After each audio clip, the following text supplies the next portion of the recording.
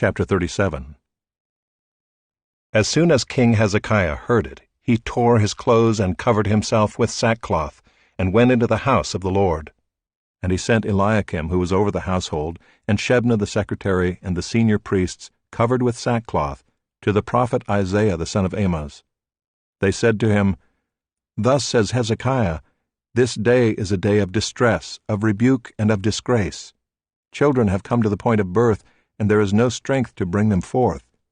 It may be that the Lord your God will hear the words of the Rabshakeh, whom his master the king of Assyria has sent to mock the living God, and will rebuke the words that the Lord your God has heard.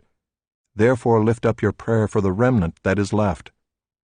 When the servants of King Hezekiah came to Isaiah, Isaiah said to them, Say to your master, Thus says the Lord, Do not be afraid because of the words that you have heard, with which the young men of the king of Assyria have reviled me. Behold, I will put a spirit in him, so that he shall hear a rumor and return to his own land, and I will make him fall by the sword in his own land. The Rabshakeh returned and found the king of Assyria fighting against Libnah, for he had heard that the king had left Lachish. Now the king heard concerning Tirhakah, king of Cush. He has set out to fight against you. And when he heard it, he sent messengers to Hezekiah, saying, Thus shall you speak to Hezekiah, king of Judah. Do not let your God in whom you trust deceive you by promising that Jerusalem will not be given into the hand of the king of Assyria. Behold, you have heard what the kings of Assyria have done to all lands, devoting them to destruction. And shall you be delivered? Have the gods of the nations delivered them, the nations that my fathers destroyed, Gozen, Haran, Rezeph, and the people of Eden, who were in Telassar? Where is the king of Hamath, the king of Arpad, the king of the city of Sepharvaim, the king of Hena, or the king of Ivah? Hezekiah received the letter from the hand of the messengers and read it. And Hezekiah went up to the house of the Lord and spread it before the Lord. And Hezekiah prayed to the Lord, O Lord of hosts, God of Israel, enthroned above the cherubim, you are the God, you alone, of all the kingdoms of the earth. You have made heaven and earth. Incline your ear, O Lord, and hear. Open your eyes, O Lord, and see, and hear all the words of Sennacherib, which he has sent to mock the living God.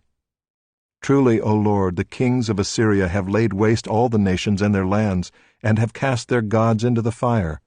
For they were no gods, but the work of men's hands, wood and stone. Therefore they were destroyed. So now, O Lord our God, save us from his hand, that all the kingdoms of the earth may know that you alone are the Lord. Then Isaiah the son of Amoz sent to Hezekiah, saying, Thus says the Lord, the God of Israel, because you have prayed to me concerning Sennacherib, king of Assyria, this is the word that the Lord has spoken concerning him. She despises you, she scorns you, the virgin daughter of Zion. She wags her head behind you, the daughter of Jerusalem.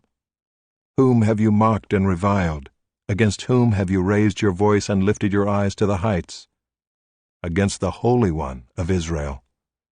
By your servants you have mocked the Lord, and you have said, With my many chariots I have gone up the heights of the mountains, to the far recesses of Lebanon, to cut down its tallest cedars, its choicest cypresses, to come to its remotest height, its most fruitful forest. I dug wells and drank waters, to dry up with the sole of my foot all the streams of Egypt. Have you not heard that I determined it long ago? I planned from days of old what now I bring to pass, that you should make fortified cities crash into heaps of ruins, while their inhabitants, shorn of strength, are dismayed and confounded, and have become like plants of the field and like tender grass, like grass on the housetops, blighted before it is grown. I know you're sitting down and you're going out and coming in, and you're raging against me.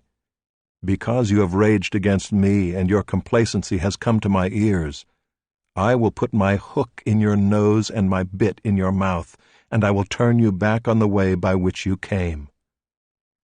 And this shall be the sign for you. This year you shall eat what grows of itself, and in the second year what springs from that. Then in the third year sow and reap, and plant vineyards and eat their fruit. And the surviving remnant of the house of Judah shall again take root downward and bear fruit upward. For out of Jerusalem shall go a remnant, and out of Mount Zion a band of survivors. The zeal of the Lord of hosts will do this. Therefore thus says the Lord concerning the king of Assyria, He shall not come into this city, or shoot an arrow there, or come before it with a shield, or cast up a siege mound against it. By the way that he came, by the same he shall return, and he shall not come into this city, declares the Lord. For I will defend this city to save it, for my own sake, and for the sake of my servant David. And the angel of the Lord went out and struck down 185,000 in the camp of the Assyrians. And when people arose early in the morning, behold, these were all dead bodies. Then Sennacherib king of Assyria departed and returned home and lived at Nineveh. And as he was worshipping in the house of Nisroch his god, Adramelech and Sharezer his sons struck him down with the sword. And after they escaped into the land of Ararat, Esarhaddon his son reigned in his place.